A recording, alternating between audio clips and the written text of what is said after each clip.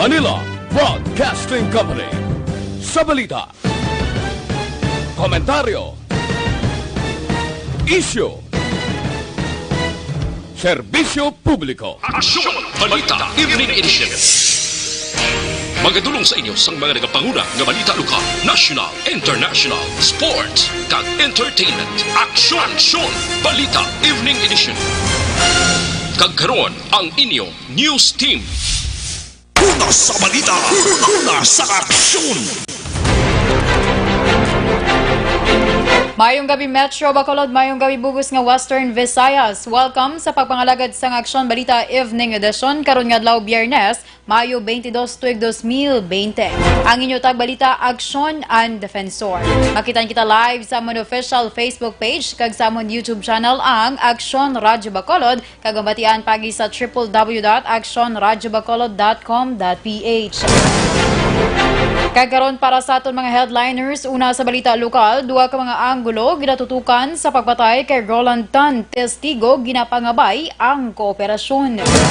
Negros Occidental, iga-istrikto ang proseso sa pagpasulod sa mga returning residents.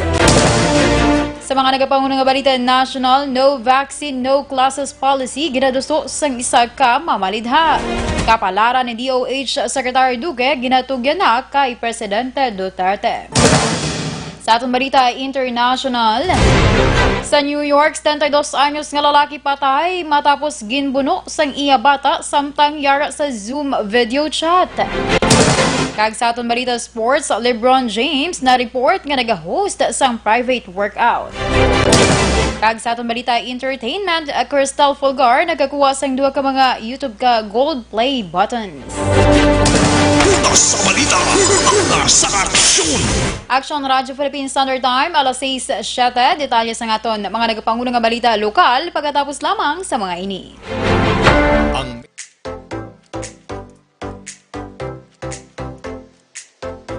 mga ka-aksyon, madamo sa naglaylay na pamaagi at protektahan ang imong kaugalingon batok sa novel coronavirus 2018 o ng COVID-19.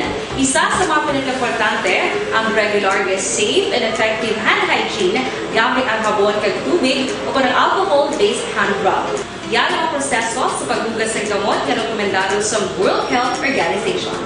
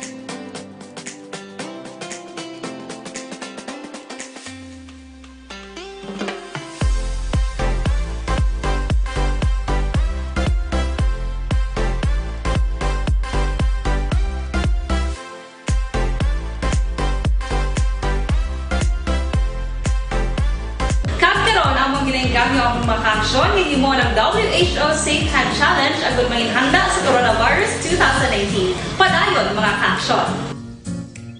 Aksyon Radio!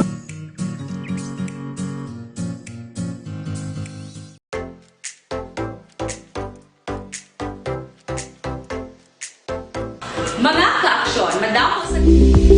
Ito ka mga importante nga mapamagi agud mapungga ng paglaptas ang coronavirus disease 2019 o kung COVID-19 sunod sa World Health Organization o kung WHO. Una, ugaliyo na masami nga pagpanghugas ang kamot agud mapasigurong katinlo sa kaugalingon. Ikaduha, likawan man ang masami nga pag-uyat sa ilong kamot kag baba. Ikatatlo, tabunan sang tisyo kon kamot ang baba kon ginaubo. Ikaapat, likawan ang pagpadulong sa mga lugar nga masami ginatipunan sang publiko. Ikalima, magtiner sa puluyan kung hindi mayong kondisyon sang lawas, ilabi na kung nagabatyag sang hilanat kag ubo. Ikaanom, kung nag-eksperyensya sa hilanat ubo o kung kabudlayan sa pagginawa. Kilayon nga magpakonsulta o kung magpangayo sang panugyan gikan sa isa ka doktor. Ikapito, tingwaan nga mangin updated sa balita kag mga informasyon angot sa COVID-19. Una sa balita, una sa aksyon. Aksyon Radio Philippine Standard Time, alas 6:11, kagkaroon sa detalya sa ngaton, mga nagapangunang nga balita, lokal. Ginatanaw sang kapulisan ang tanan nga anggulo nga posible makatumod sang rason sa pagbatay kay Roland Tan sa Mayo 21 sa Capital Shopping Center diri sa syudad sa Bacolod. Suno kay Police Station 4 Commander Major Renate Humukan, ginalantaw nila amo ang may kang tanan sa iya negosyo kang illegal nga droga. Dugang pa ni Humukan, iya pa iga-verify ang impormasyon nga nalink sa illegal nga droga si Tan kag ginaligar nagkadto na posible sa Malacañang ukon sa Camp Crame agud nga i-clear ang iya nga ngalan. Naibaluan, wala na ginpa-autopsy sang pamilya ang bangkay ni Tan kag las 10 sang aga Biyernes sang gin-cremate ang bangkay sang biktima. Ang with regards sa angles, lahat na angles natin nun siya gina-consider natin. Yung una yung sa business niya, kay businessman, ito yung victim natin. Also, according sa information na link itong name niya at saka nag-surrender na dun sa higher office. I don't know kung sa Malacañang or sa Camp Crame. Ang kabahin sa pagpahayag ni Police Station 4 Commander Major Renante Humukan. Nagalaom naman si Major Renante Humukan ng Chief of Police ng Police Station 4 nga may mga saksi nga mga mangisog kag makigangot sa ila agud nga makamulig sa pagkilala sa tatlo ka mga sospetsado sa pagluthang kag pagpatay kay Roland Tan. Dugang pa ila pa i-check kung nagagana ang CCTV sa store ni Tan kag posible may mga CCTV man ang mga katupad nga building. Ginpalayag man ni Humukan nga may mga saksi man sila nga na-identify apang wala nagkooperar bangod na hadlok para sa ilang seguridad. Panugyan ni Humukan, magbuligay ang tanan agud nga ma-identify ang mga sospetsado kag maaresto agud indi na makapangbiktima pa sang iban nga tawo. Naibaluan ini na ang ikalima nga shooting incident nga nagluntad sa sakop sang Police Station number 4 sini nga tuig. Nabalaka si Bacolod City Vice Mayor Elcid Familyaran sa epekto nga idulot sa publiko angot sa panibagong nga kaso sang pagpatay nga nagluntad sa syudad sa Bacolod. Suno kay Familyaran, makabig nga alarming ini nga sitwasyon, ilabi na kung hindi gilayon masulbar sa mga otoridad ang among nga krimen. Dugang pa ni Familyaran, wala pa siya sa nagakaigo nga impormasyon angot sa background sa napatay, apang liwat ini nga nag-apilar sa pamunuan sa Bacolod City Police Office nga kung mahimo tutukan ini nga kaso kalakip na ang mga nauna pa nga mga krimen nga nagluntad sa Bacolod nga tubtob sa karon, wala pa man sa gihapon mahatagan sa nagakaigo nga solusyon. Wala gid ko idea or knowledge about sang mga activities ni Roland Tan, no? May mga angles na nakita ng kapulisan naton pag tiro siya, no? Kung personal, kung whatever nga reason. Pag sulod sang COVID daw tatlo gid, no? Ganda mo nga criminal testing ay ma-solve, no? Na previous nga mga killing. Allegedly sa mga drug-related cases. Ang kabahin sa pagpahayag ni Bacolod City Vice Mayor Elcid Familyaran. Balik presuhan naman ng isa ka high-value individual o kung HVI sang Talisay City PNP matapos ginbaybast sa Purok Mabinuligon, Barangay 4A, syudad sang Talisay sang Las 9 sang gabi Huwebes. Ang sospetsado ginkilala kay Rodel Obinque, 43 anyos, kag residente sa Umanya Barangay. Nakompiskar sa sospetsado ang 20 ka sachet sang ginasuspetsuan shabu nga nagabalor sang 40,000 pesos, 500 pesos nga buybas money kag 450 pesos nga kwarta. Suro kay Police Major Jigger Jimeno, ang hepe sang Talisay PNP, si Obinque ang nadakpan na sadto apang nakagwa matapos mag-apply sang plea bargain. Dugang panihimino sa barangay Handumanan, syudad sa Bacolod, nagakuha sang supply ang sospetsado. Natalana na ang kaso ni Ubingke sa paglapas sa Republic Act 9165 o kun ang Comprehensive Dangerous Drugs Act of 2002.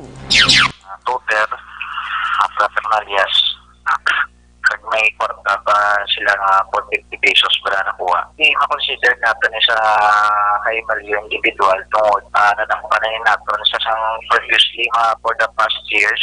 Tapos surrender man niya sa naton, so nakabilang niya sa bargaining na nakagawa siya. Ang kabahin sa pagpahayag ni Police Major Jigger Jimeno ang hepe sa Talisay City PNP. Luyag ni Negros Occidental Governor Eugenio Jose Lacson nga mapasiguro nga makuwaan sa contact ang sinuman nga mga negrense returning residents kung matapos na ang implementasyon sa General Community Quarantine umpisa Hunyo 1, 2020. Sunod sa gobernador, isa ini sa mga pamaagi agud maging mahapos ang patigayunon nga contact tracing kon kinahanglanon. Sumugod Hunyo 1, ginalauman ang pagbalik sa nga biyahe sa mga eroplano kag barko kag ginaantisipar man ang pagdagsa sa mga magapapuli nga mga pasahero. Nagalaom si Lacson nga matuman sang Civil Aviation Authority of the Philippines, Maritime Industry Authority, Philippine Coast Guard kag Philippine Ports Authority ang mga protocols ng gobyerno probinsyal nga dapat sundon sa pagbaton sa mga persona nga nagabalik sa probinsya. Let's say OFWs, if they are the seafarers, of course, manasakit voyage, no? That is their means of transportation going back here. Now, when you have OFWs that never left the country and at the same time got stranded in Manila, part of them will be coming home Friday. That's the first plane that is scheduled, again, provided by Cebu Pacific, no? Ang kabahin sa pagpahayag ni Negros Occidental Governor Eugenio Jose Lacson. Ginpangunahan ni Negros Occidental Governor Eugenio Jose Lacson ang paghatag sang bulig pinansyal sa 210 ka mga mangunguma sa banwa sang San Enrique nga naapektuhan sa COVID-19 pandemic. Sila ang nagbaton sa tig 5,000 pesos sa kada isa sa idalom sang Financial Subsidy for Rice Farmers Program sang Department of Agriculture. Ini nga mga benepisyaryo ang mga mangunguma nga may ginatalauma nga humay nga nagalapad sang 1 ka hektarya panuwo. Sa bugos nga probinsya, may kapin sa 25,000 ka mga farmer beneficiaries ang kwalipikado sa among nga programa nga may total allocation nga 125 milyones pesos. Kabulig sa paghatag sang siningabulig ang Land Bank of the Philippines. Nagtambong man sa turnover sanday Engineer Albert Barogo sang DA Region 6 Negros Occidental Provincial Agriculturist Attorney Jafet Mascolino kag San Enrique Municipal Agriculturist Marilo Peñafel. Una sa balita, una sa aksyon.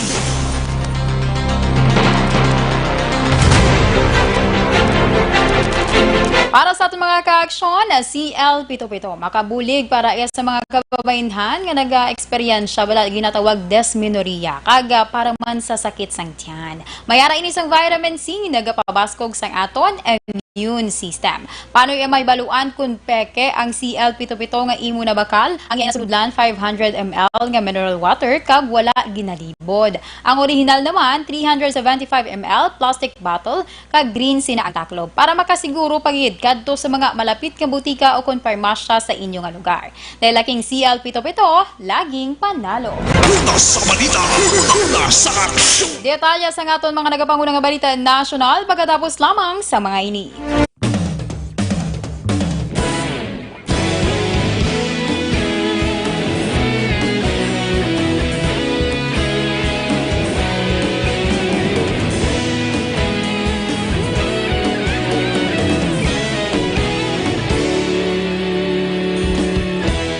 Agapasang banwa, mabugaw nga hangin nagadapyan na.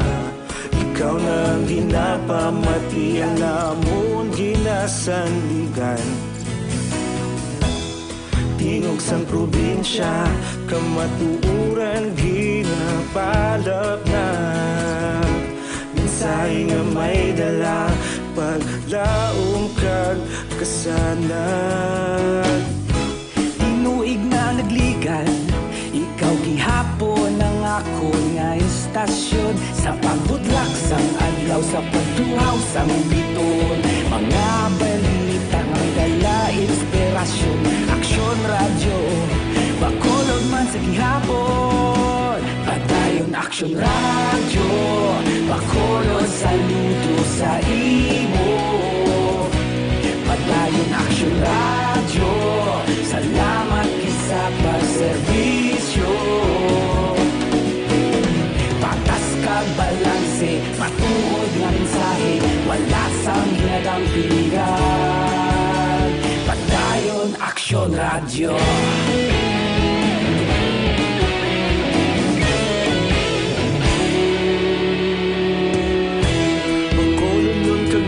Sanon inyong pamatian.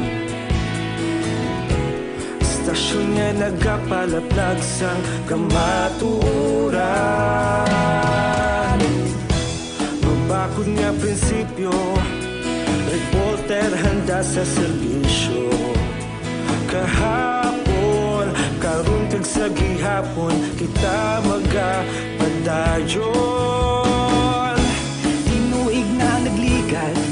Ikaw gihapon ang ako nga istasyon. Sa pagbutlak sang adlaw, sa pagtuhaw sang biton. Mga balita na may dala inspirasyon.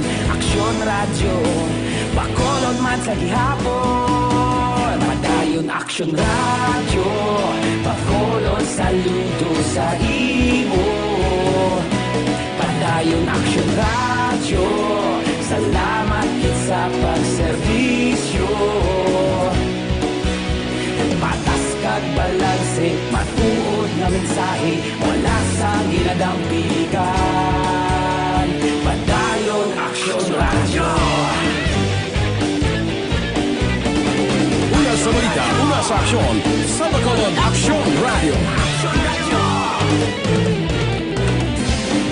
Una sa balita, una sa aksyon, sa bakolod Aksyon Radio. Ikaulog na na'y sagsang ano nga kahilangan. Responsable na pagbalita, padayon nga ipalaknan. Malasig pero sigurado, aksyon nga may dalang pagpalanggan. Una sa aksyon!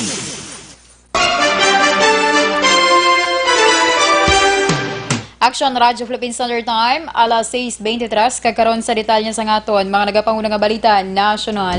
Ginapamatukan sa isa ka mamalidha ang plano sa Department of Education nga mag-resume na sang klase sa Agosto 24 tuig 2020. Suno kay Quezon City Representative Hipolito Castelo nga dapat hindi anay pag-ibalik sa klase ang mga estudyante tugtub wala pa sang vaccine batok sa COVID-19. Dugang pa ni Castelo kung basihan ang eksperyensya sa iban nga mga pungsod, wala nagapili ang virus anuman ang edad sang tawo. Palayag pa ni Castelo nga ini ang pinaka-safe nga himuon para sa mga estudyante. Posible nga ang kadamuon sa mga magapaulis nga overseas Filipino workers kun OFWs mahimo nga magresulta sa second wave sang coronavirus disease kun COVID-19 infections sa pungsod. Sunod kay Secretary Carlito Galvez Jr., ang mga nagapauli kag papuli pa lang sa pungsod ng mga OFWs ang kalabanan nagalin sa Estados Unidos, Italy, Spain kag pila ka parte sa Middle East. Dugang pa ni Galvez sa kadamuon sa magapauli nga OFWs mahimo nga may pagsaka sa kaso sang masakit. Sa karon naglabot na sa 30,000 ka mga OFWs ay nakapauli sa Pilipinas ang ginpaidalom sa COVID-19 test kaga 600 sa ila ang nag-positibo. Ginatugyan na kay Presidente Rodrigo Duterte ang kapalaran ni Department of Health Secretary Francisco Duque. Ginpahayag ini ni Presidential Spokesman Harry Roque kasunod sa mga panawagan nga manaog sa pwesto o kun kakason sa pwesto si Duque. Suno kay Roque, Si Duque ang nagaserbisyo sa gusto sang i-appointing authority kag ini amo ang presidente. Dugang pa ni Roque nga sabton man ni Duque sa husto nga forum ang mga aligasyon na batok sa iya. Sa karon nag-aapilar si Roque nga pabayan si Duque nga tungdan ang iya trabaho ilabi pa nga mayara sang pandemic sang COVID-19 sa pungsod. Sa katapusan nga balita national, pangunahan ni Presidente Rodrigo Duterte ang graduation rites sa isang Philippine Military Academy ukon PMA kag Philippine National Police Academy ukon PNPA paagi sa Zoom. Iniagin kumpirmar ni Presidential Spokesman Harry Roque agud nga masiguro nga masunod ang tanan nga health protocols sa panahon sang COVID-19 pandemic. Sa nibeluan, pareho nga babae nga cadets ang top notchers sa PMA kag PNPA para sa tuig 2020. Ang duwa mo sanday cadet first class Jamalin na Sugi sa PMA kag cadet Leanne Panico Palermo sa PNPA. Una sa balita, una sa aksyon. Kay balubala ka mo mga ka-aksyon nga pinaka-importante nga halungan gid nato ng aton ikaayong lawas. Agud marikawan ng mga sakit, dapat epektibo man nga food supplement ang kinahanglan. Ginarekomendar ko sa inyo Santon Plus Gold. Mas gin pa nami kag mas gin pa epektibo ini siya bagud mayara sang extracted nga mangosteen, balunggay, amargoso, garlic kag spirulina. Ang Santon Plus Gold epektibo man nga makabulig sa mayara dira sang diabetes or mahigko dirang imo nga dugo, hypertension, inflammation, bukol kag iban pa. Santon Plus Gold, mabakal sa mga butika. Una sa balita, una sa aksyon. Detalye sa nga to ng mga nagapanguna nga balita international sports kag entertainment pagkatapos lamang sa mga ini.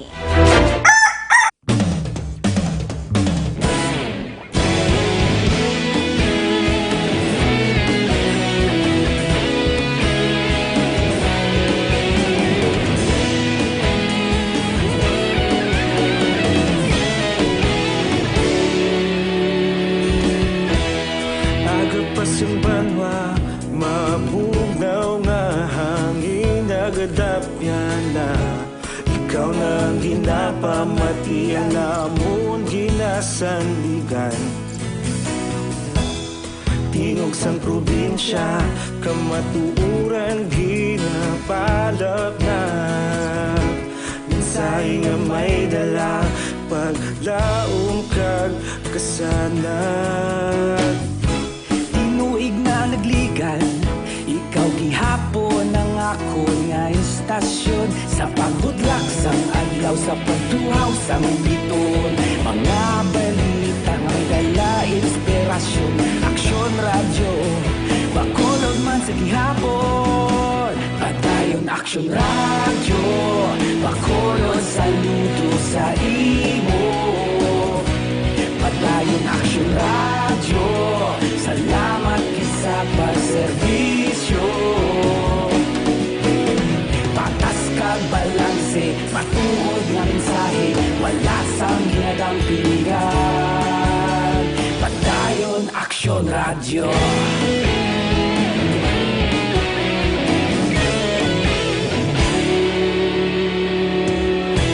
Pagkolon kag negosanon, inyong pamatian.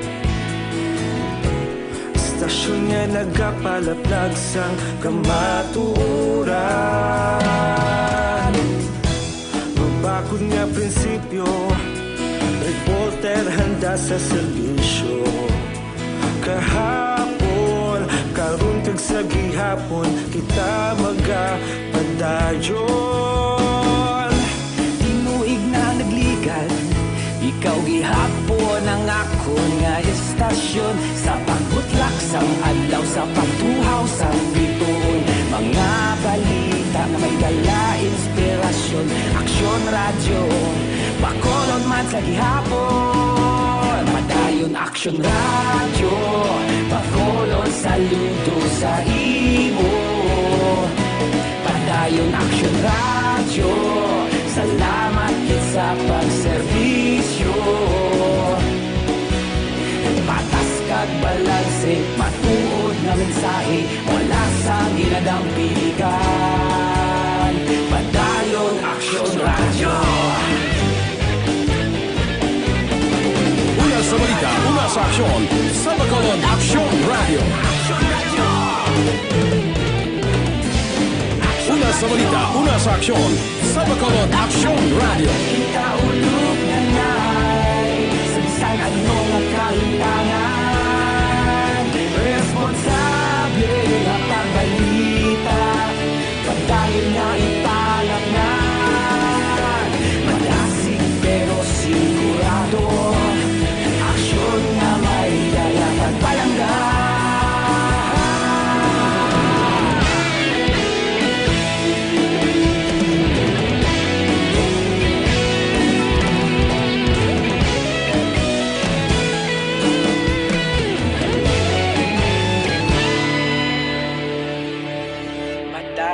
Una sa balita, una sa aksyon. Kakaroon sa detalye sa aton Balita International, patay ang 72 anyos nga amay matapos ginbuno sa iya 32 anyos nga bata Huwebes ang hapon sa Amityville, New York. Ang napatay ginkilala kay Dwight Powers nga natabuan nag-entra sa Zoom video call sa ilabalay nga may 20 ka mga participants. Suno sa Suffolk County Police Department nga samtang nagapadayon ang Zoom video call, inali na lamang ginbuno sang suspect sa dog ginkilala kay Thomas Collie Powers ang iya nga amay. Tungod sini nakitaan sa mga participants sa Zoom video call ang natabo kag nagtawag sa 911. Naabtan sang kapulisan nga wala na sang kabuhi ang biktima kag nadakpa naman si Thomas. Palayag pa sang pulis nagtuyo pa sa pagpalagyo si Thomas paagi sa paglukso sa bintana.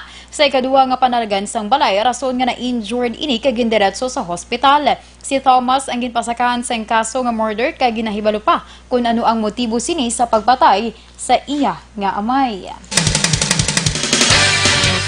Kag sa Balita Sports, na-report nga nag-host ang Los Angeles Lakers forward nga si LeBron James ang safe workouts upod ang isa o kunduhan niya ka mga teammates sa panahon sa ginapaabot pa nga magabukas ang 2019-2020 NBA season.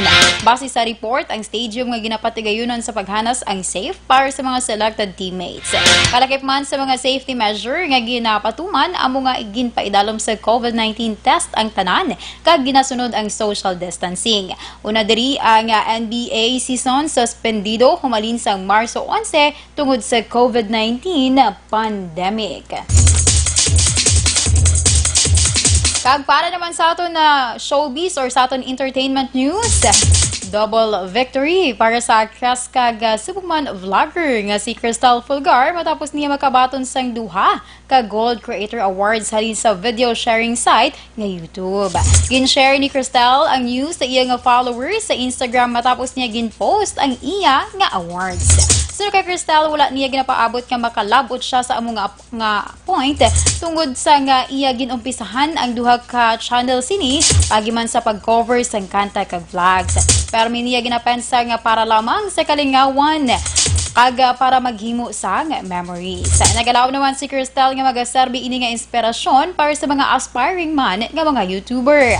Nagpasalamat man sa tanan nga nagbulig sa iya agud nga magkuha ang among mga achievements. Ang Gold Creator Award ginahatag sa YouTube channels or ginahatag sa mga channels nga may ara sang 1 milyon ka mga subscribers. As of this writing, ang page ni Crystal nga Crystal's Vlog may ara na sa masobra 1.52 ka mga subscribers. Or 1.52 million subscribers. Ang isa pagid niya may ara naman niya sa masobra 1.2 million subscribers. Una sa balita, una sa aksyon.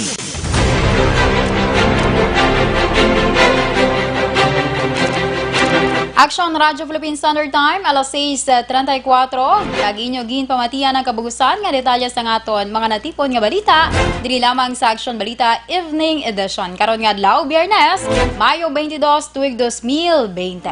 Sa liwat ang inyong tagbalita, Aksyon and Defensor. Una sa balita, una sa aksyon, sa Bacolod Aksyon Radio.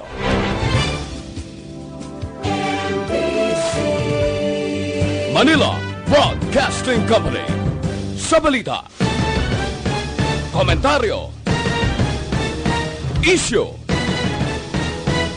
serbisyo publiko. Aksyon Radio. Sa Bacolod, Aksyon Radio. Aksyon!